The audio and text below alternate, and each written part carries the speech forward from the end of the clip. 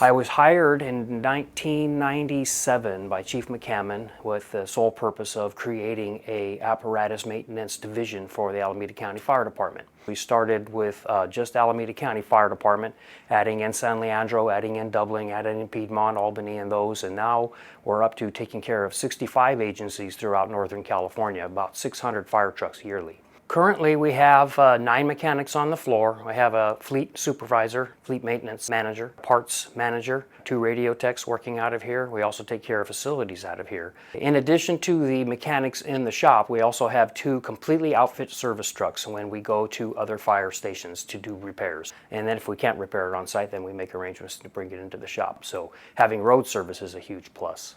The benefit for other fire agencies, even our own agency using our shop, is we're able to reduce the amount of time that the vehicle is in the shop. Having all our mechanics certified, trained in fire and fire only allows us to do this. In addition to that, once we complete the service and if we find any other repairs, we have the means to take care of those in a timely manner.